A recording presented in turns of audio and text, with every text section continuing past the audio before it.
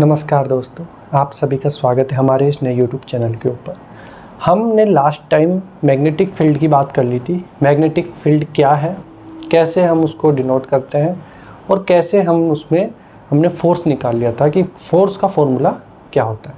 आज हम बात करेंगे मैग्नेटिक फील्ड की बात करेंगे, पर हम आज एक वायर की बात करेंगे। हम एक कंडक्टिंग मटेरियल लेंगे, एक वायर लेंगे जिसको हम एक मैग्नेटिक फील्ड में रखेंगे और फिर वहाँ से हम उसके कुछ फॉर्मूले, उसमें हम उसका कितना जो करंट है उसमें क्या फोर्स लग रहा है, वो सब चीज़ें आज हम कैलकुलेट करेंगे।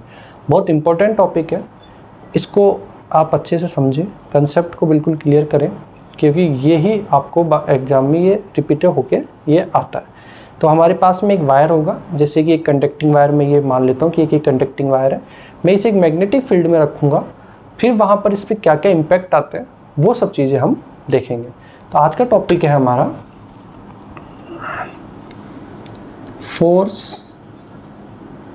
On A current, force on a wire in a magnetic field.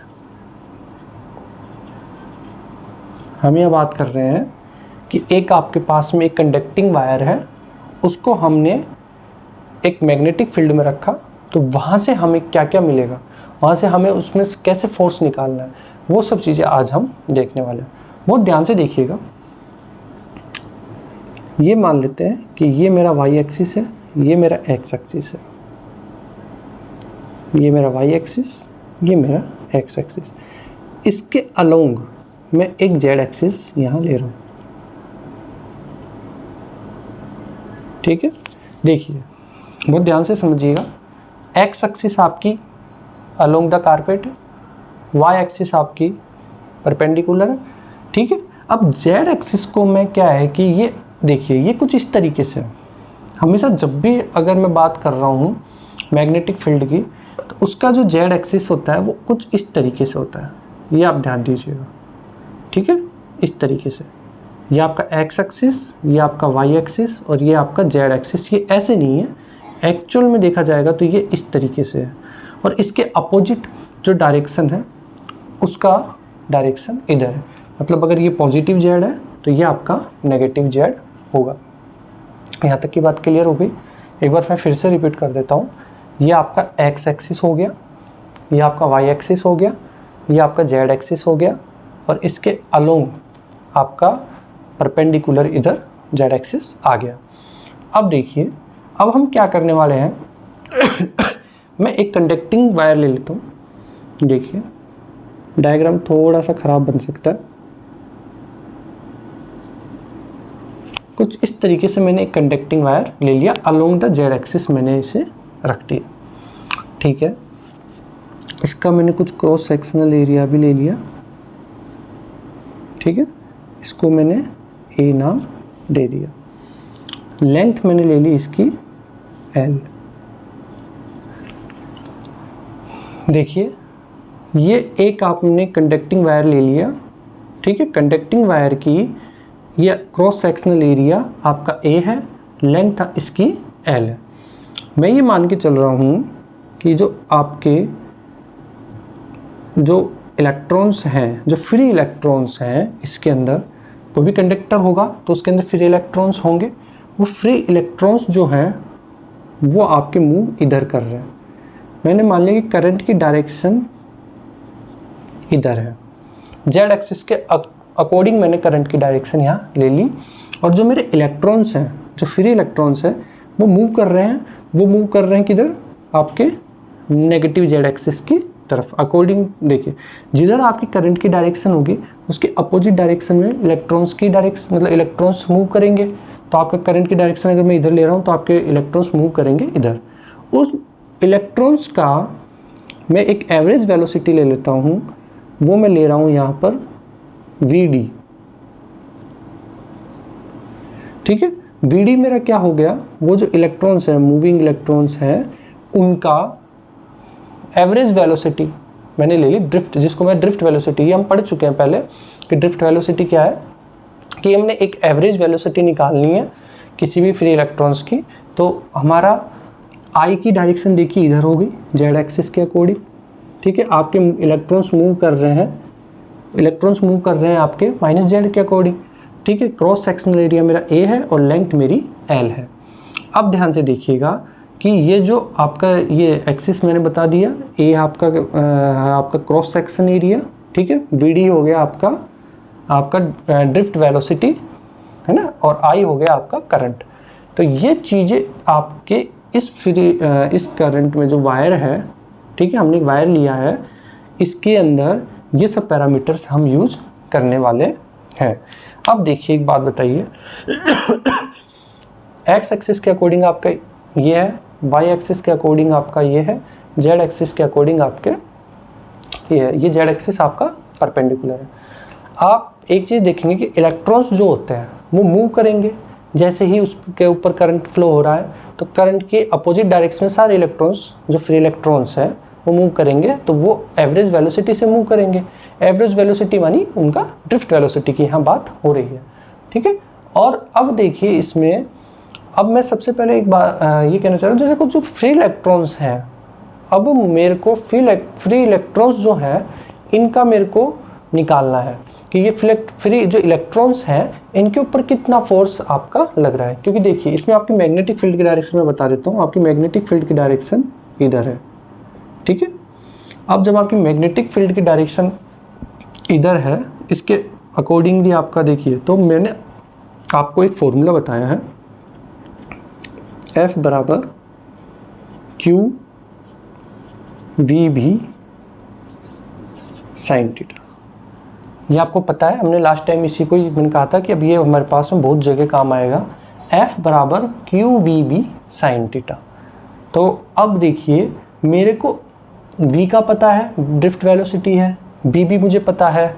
अगर मैं यहाँ पर q निकाल लूँ, अगर वो फ्री इलेक्ट्रॉन्स के ऊपर जो चार्ज है अगर मैं वो निकाल लेता हूँ तो मेरा बहुत सारा काम आसान हो जाएगा। फिर बस मुझे सिर्फ वैल्यूज पुट करनी, v आपका है ड्रिफ्ट वेलोसिटी, b आपका है आपका मैग्नेटिक फील्ड, थीटा जो है किस एंगल पे वो मूव कर रहे हैं वो सब चीज़ें आ रही हैं। थीटा भी देखिए यहाँ वैसे 90 डिग्री है, बट मैंने यहाँ इस थीटा को थीटा ही ले लेते हैं, क्योंकि अगर आपके थीटा अलग अलग आएगा, जैसे कि थीटा 0 भी हो सकता है, 30 भी हो सकता है, 45 भी हो सकता है, 60, 90 जो भी है थीटा आपको गिवन हो सकता है, बट यहाँ आपका 90 डिग्री है तो वैसे तो आपका साइन थीटा यहाँ पर 90 डिग्री मतलब 1 हो जाएगा, पर आपको यहाँ पर अभी इसको साइन थीटा ही लेके कंसिडर करके चलना है। वो अब हम जैसे जैसे आगे बढ़ते जाएंगे वैसे वैसे हमारे को पता लगता जाएगा कि और जो वैल्यूज़ हैं वो क्या कहेंगे, किस किस चीज़ पे डिपेंड होगा। साइन थीटा भी आपको 90 डिग्री वैसे याद रखना है कि 90 डिग्री है आपके इस केस में, बट हर केस में 90 डिग्री नहीं हो सकता, कुछ में वो डिग्री पे भी हो सकता है कि ये कुछ यहाँ से ये मूव कर जाए, है ना, ये कुछ इस तरीके से हो जाए। तो अब आपका थीटा जो है 90 डिग्री ना रह के कुछ हो सकता है 60 डिग्री हो जाए या 70 डिग्री हो जाए, तो वो आपको फिर उस हिसाब से कंसिडर करना पड़ता है। तो मैंने यहाँ भी जनरल मैं ले रहा हूँ साइन थीटा। अब देखिए इलेक्ट्रॉन्स जो होता है, इलेक्ट्रॉन्स का अब मैं ऑन एन एवरेज वैल्यू निकालता हूँ तो ये मेरी आती है A इंटू एल। अगर मुझे टोटल इसमें मेरे को इलेक्ट्रॉन्स निकालने हैं, फ्री इलेक्ट्रॉन्स, मैं यहाँ लिख देता हूँ अभी free electrons, number of free electrons, तो वो मैंने ले लिया A इंटू एल। ए आपका क्रॉस सेक्शन एरिया है, एल आपकी इस कंडक्टर वायर की लेंथ है। तो ए आपका क्रॉस सेक्शन एरिया हो गया, एल आपका लेंथ हो गया। तो फ्री इलेक्ट्रॉन्स के लिए मैं अभी बात कर रहा हूँ ए इंटू एल। और ये देखिए ये बात हो रही है, एक जनरल बात हो रही है कि ए इंटू एल में हमने फ्री इलेक्ट्रॉन्स निकालने हैं, पर वो पर उसका जो यूनिट है कि मतलब मान लीजिए कि एन नंबर्स हो सकते हैं कि आपके किसी देखिए किसी सिल्वर वायर में आपके मान लीजिए 500 इलेक्ट्रॉन्स फ्री हैं, ठीक है। हो सकता है किसी के अंदर आपके कॉपर वायर के अंदर जैसे आपके मान लीजिए 300 आपका 300 ही आपके इलेक्ट्रॉन्स फ्री है, तो आपका एन से चेंज हो जाएगा। तो मैं इसको लिख सकता हूँ फ्री इलेक्ट्रॉन्स को N into A into L. यहाँ तक किसी को कोई दिक्कत नहीं होनी चाहिए। एन आपका नंबर ऑफ फिर इलेक्ट्रॉन्स का पता लग जाएगा। ये पर यूनिट वॉल्यूम होता है कि एक वॉल्यूम के अंदर आपके कितने फ्री इलेक्ट्रॉन्स, सारे के सारे फ्री इलेक्ट्रॉन्स नहीं हो सकते, ठीक है। तो हमारे को पता लग जाएगा फ्री इलेक्ट्रॉन्स निकालने के लिए आपका A इंटू एल होता है, ठीक है। एन आपका नंबर ऑफ वो फ्री इलेक्ट्रॉन्स है इंटू A इंटू एल, ये किसी भी कंडक्टर के लिए हो सकता है। अगर मान लीजिए देखिए सबसे अच्छा कंडक्टिंग वायर होता है आपका सिल्वर, सिल्वर के अंदर मान लीजिए ज़्यादा फ्री इलेक्ट्रॉन्स होंगे तो एन आपका 500 हो गया, मान लीजिए कि 500 है तो वो 500 हो गया। कॉपर के अंदर आपका मान लीजिए 400 है तो 400 हो जाएगा। और कोई मेटल आप लेंगे, हो सकता है उसमें 100 इलेक्ट्रॉन्स फ्री हो तो आपका एन इज इक्वल टू 100 हो जाएगा। इस तरीके से ये वेरी करता है, एन जो है नंबर ऑफ इलेक्ट्रॉन्स आपके वेरी करते जाते हैं और आपका A इंटू एल ये फॉर्मूला, अब एक फॉर्मूला आपका जनरेट हो जाता है, ठीक है। Q मेरे को निकालना है, तो टोटल नंबर ऑफ Q आपको निकालना है, उसके पहले आपको करंट निकालना पड़ेगा। करंट जो होता है ये आपका फ्री इलेक्ट्रॉन्स हो गया A इंटू एल, तो नंबर ऑफ फ्री इलेक्ट्रॉन्स हो गया आपके N into A into L, और जो आपका I होता है वो होता है आपका N E A V D। देखिए I बराबर N E A V D होता है, ये हमने लास्ट टाइम पहले एक बार डेरिवेशन में पढ़ रखा है। यहाँ पर आपका N नंबर ऑफ इलेक्ट्रॉन्स हो गया, ठीक है। E आपका जो ये E है इसके अंदर कितने फ्री इलेक्ट्रॉन्स हैं। A आपका होता है क्रॉस सेक्शन एरिया और VD होता है आपका ड्रिफ्ट वेलोसिटी, ठीक है सर। अब देखिए मेरे को तो टोटल चार्ज निकालना है, मेरे पास अगर ये Q आ जाए तो मेरा काम आसान हो जाएगा। अगर ये Q मेरे पास आ जाएगा तो मेरा ऑलमोस्ट V हम मेरे को पता है, B मुझे पता है, सब चीज़ें मुझे पता है, तो मैं इसको लिख सकता हूँ। अब देखिए ये N E A V D जो होता है N E A V D, अब देखिए इसकी वैल्यू हम पुट कर देते हैं तो F देखिए ये भी माइनस होता है। माइनस का मतलब ये नहीं है कि इसकी, क्योंकि स्केलर क्वांटिटी, कभी करंट सुना है आपने कि -3 एम्पियर -4 एम्पियर, सिर्फ ये माइनस बता रहा है उसकी करंट की डायरेक्शन को। तो अभी इससे हमें सिर्फ माइनस को यहाँ पर डायरेक्शन की फॉर्म में लेना है, ये स्केलर क्वांटिटी होती है आई, ठीक है। इसकी आपको सिर्फ देखिए आई आपको 1 एम्पियर 2 एम्पियर 3 एम्पियर इस तरीके से आप लेते हो, कभी भी लिखते नहीं हो आप -1 एम्पियर -2 एम्पियर -3 एम्पियर, ये कभी नहीं होता। तो माइनस ओनली एंड ओनली आपको डायरेक्शन बताता है, ठीक है, और कुछ नहीं बताता, आपको क्वांटिटी ही लेनी होती है। तो ये माइनस का मतलब अभी आप यहाँ कुछ और नहीं समझेंगे, माइनस सिर्फ इसकी डायरेक्शन को बता रहा है कि आपकी जो भी इलेक्ट्रॉन्स के मूवमेंट की डायरेक्शन के अपोजिट आपकी जो है करंट की डायरेक्शन है। सिर्फ और सिर्फ माइनस यहाँ आपको यही चीज़ बता रहा है, इसके अलावा और कोई चीज़ नहीं बता रहा, और कुछ चीज़ हमें इसको माननी भी नहीं है, ठीक है। तो देखिए अब मैं F की वैल्यू अगर रख देता हूँ, Q मेरे पास में, अब देखिए Q बराबर N E A V D होता है, ठीक है, और ये मेरा N into A into L होता है, ठीक है। तो मैं एक बार यहाँ Q की वैल्यू मुझे निकालनी है, तो मैं ये लिख सकता हूँ क्या कि Q की जगह मैं ये लिख दूँ N into A into L into V into B sine theta. मैंने ये N into A into L यहाँ Q की वैल्यू मैंने पुट कर दी। अब देखिए यहाँ पर देखिए ये N जो है ना, यहाँ पर आप इसको E और आप इसको कंसिडर करेंगे, क्योंकि E आपका इलेक्ट्रॉन्स, जो फ्री इलेक्ट्रॉन्स है वो भी मुझे काउंट करना है। तो अब देखिए I बराबर N E A V D, अब देखो V की जगह मैं V D लिख सकता हूँ, क्योंकि V यहाँ पर ड्रिफ्ट वेलोसिटी है, B आपका B ही है, तो यहाँ पर मैंने V D लिख दिया। N ये इसमें E और आ जाएगा आपका, यहाँ मैं बीच में कंसिडर करता हूँ इसको, N E A L into V D into sine theta. अब N E A V D को मैं I लिख सकता हूँ, तो F बराबर ये हो जाएगा मेरा I। तो अब मेरे पास क्या बचेगा, L बचा, ठीक है। तो ये तो हो गया मेरा I L into B sine theta, यही बचा अब मेरा। सारी चीज़ें कंसीडर जो थी वो हट गई। अब मेरे पास क्या बचा, एफ बराबर I into L into B sine theta. तो मैं इसको वेक्टर फॉर्म में लिख सकता हूँ। देखो मैंने आपको पहले बताया जो पहले आएगा वो पहले आएगा, जो बाद में है वो बाद में आएगा। एल वैसे आपकी स्केलर क्वांटिटी होती है, यहाँ एल की डायरेक्शन वही होगी जो आपकी आई की डायरेक्शन होगी, ये कंसीडर किया जाता है। ये आपको ध्यान रखना है, एल की वैसे कोई डायरेक्शन नहीं होती है, एल एक लेंथ होती है। लेंथ कुछ भी हो सकती है, 1 metre, 2 metre, 3 metre, 5 metre, 1 mm, 2 mm, 3 mm, कभी -1 mm, -2 mm कभी नहीं सुनोगे। लेंथ हमेशा पॉजिटिव होती है, तो इसकी कोई डायरेक्शन भी नहीं होनी चाहिए। बट इस केसों में हम जो ये केसेस वगैरह इस तरीके के आएंगे मैग्नेटिक फील्ड में, अगर ये इस तरीके के केस आते हैं तो हम क्या कंसिडर करेंगे कि एल की डायरेक्शन वही होगी जो आपकी आई की डायरेक्शन होगी। कंसिडर हमें इस तरीके से ही करना है। एक बार मैं इसको पूरा एक बार फिर से रिपीट कर देता हूँ क्योंकि बहुत इंपॉर्टेंट है, ये हम इसको यूज़ करेंगे आई एल इंटू बी। अब साइन थीटा हट जाएगा क्योंकि क्रॉस मैंने इसको प्रोडक्ट कर दिया। वैसे ये क्रॉस नहीं है, ये मैंने आपको ये सब मल्टीप्लाई है, ये तो मैंने आपको समझाने के लिए कि बीच में गैप है ये, बाकी ये कोई क्रॉस में नहीं है, सिर्फ साइन थीटा ये क्रॉस में है। ठीक है, साइन थीटा हटाने के लिए मैंने एल इंटू बी क्रॉस मुझे करना पड़ा, बाकी ये खुद क्रॉस में नहीं है, सब सिंपल आई एल बी है, चाहे आप इनका क्रॉस हटा सकते हो। ठीक है, ये सिर्फ समझाने के लिए आपको।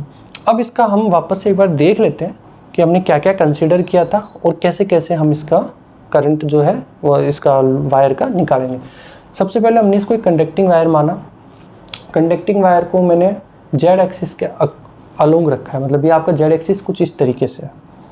ठीक है, ये आपका जेड एक्सिस हो गया। तो इस जेड एक्सिस के अकॉर्डिंगली मैंने इसको बाहर की तरफ ले लिया। ठीक है सर, एक्स एक्सिस ये है, वाई एक्सिस ये है और आपका जेड एक्सिस ये है। इसके अंदर मैंने एल लेंथ ले ली कि एक एल लेंथ का वायर है जिसका क्रॉस सेक्शन एरिया आपका ए है। ठीक है, एल लेंथ है, क्रॉस सेक्शन ए एरिया आपका ए है, और अंदर जो फ्री इलेक्ट्रॉन्स है वो मूव कर रहे हैं आपके माइनस जेड एक्सिस के, मतलब आपके करंट की डायरेक्शन के अपोजिट डायरेक्शन में आपके सारे फ्री इलेक्ट्रॉन्स मूव कर रहे हैं। क्लियर हो गई यहाँ बात। अब क्या करना है, देखिए बी आपका मैग्नेटिक फील्ड है जो कि आपके इस डायरेक्शन के अंदर है। ठीक है, ए आपका क्रॉस सेक्शन एरिया है, वी डी आपका ड्रिफ्ट वेलोसिटी है। ड्रिफ्ट वेलोसिटी का मतलब यहाँ ये हो गया कि बहुत सारे इलेक्ट्रॉन्स हैं तो वो अलग अलग वेलोसिटी से मूव करेंगे, तो हमने उसका एक ऑन एन एवरेज वेलोसिटी निकाल लिया जिसको हमने नाम दे दिया वी डी, जिसको हम बोलते हैं drift velocity V D. L आपका लेंथ है, ए आपका क्रॉस सेक्शन एरिया है, आई की डायरेक्शन आपकी जेड के अलोंग है। ठीक है, बी की डायरेक्शन आपकी जो भी मैग्नेटिक फील्ड है उसकी डायरेक्शन इधर है। यहाँ तक की बात बिल्कुल क्लियर हो चुकी है। अब देखिए एफ बराबर होता है मेरा Q V B sine theta. Q जो होता है, क्यू तो आपका चार्ज है, तो यही अगर मुझे चार्ज पता लग जाए, एफ बराबर Q V B sine theta होता है। अगर मेरे पास में क्यू आ जाए, मतलब अगर मुझे चार्ज जो नंबर ऑफ जो इलेक्ट्रॉन्स का चार्ज मुझे पता लग जाए, तो वी तो मेरे पास में है ही, वी है मेरा ड्रिफ्ट वेलोसिटी और बी मेरा मैग्नेटिक फील्ड है। ठीक है, और साइन थीटा मेरा एंगल है। तो अगर मेरे को चार्ज पार्टिकल, मतलब मेरे को अगर सारे फ्री इलेक्ट्रॉन्स का चार्ज पता लग जाए तो मैं फोर्स इजीली निकाल सकता हूँ। अब मेरा टारगेट क्या हो गया कि मुझे निकालना है क्यू। अब देखिए कोई चार्ज पार्टिकल क्या होगा, जब फ्री इलेक्ट्रॉन्स की बात हो रही है, फ्री इलेक्ट्रॉन्स पर यूनिट, मतलब आपकी एक यूनिट में कितने फ्री इलेक्ट्रॉन्स मूव कर रहे हैं, वो आपका होता है ए इंटू एल। ए उसका क्रॉस सेक्शन एरिया और एल होती है उसकी लेंथ। तो मैंने ले लिया ए इंटू एल। अब हर जगह ये नंबर चेंज होगा एन। भाई अगर मैं किसी सिल्वर मेटल की बात करता हूँ तो वहाँ एन अलग होगा, अगर मैं किसी कॉपर वायर की बात करता हूँ तो वहाँ मेरा एन अलग होगा। तो अलग अलग एन होने की वजह से मैंने यहाँ इसमें लगा दिया एन। ई आपका इलेक्ट्रॉन्स है। ठीक है, तो N into A into L into E मैंने ले लिया। आई बराबर N E A V D होता है, ये हम पढ़ चुके हैं हमारे पिछले चैप्टर्स में। तो मैंने आई बराबर minus N E A V D ले लिया। माइनस साइन मुझे यही बता रहा है ये यहाँ स्केलर क्वांटिटी होती है आई। ठीक है, आपका आई हमेशा एम्पियर, 1 एम्पियर, 2 एम्पियर, 3 एम्पियर, 0.1, 0.2 पर कभी -1 एम्पियर, -2 एम्पियर ये नहीं होता। माइनस का मतलब आपका ये है कि जो भी डायरेक्शन आपने करंट के रखी उसके अपोजिट डायरेक्शन में आपके इलेक्ट्रॉन्स मूव कर रहे हैं, इसलिए मैंने इसको माइनस ले लिया, कंसीडर कर लिया। ठीक है, तो ये माइनस को मैं हटा भी सकता हूँ, तो माइनस NEAVD मैंने लिख लिया, ये मुझे पता है पहले से, I बराबर NEAVD होता है। तो F बराबर, क्योंकि मैं वैल्यू रख सकता हूँ, ये पूरी वैल्यू मैंने रख दी, ठीक है, N into A into L into E into VD into sine theta, ठीक है, B भी आएगा इसमें इंटू B। अब मैंने क्या किया, NEAVD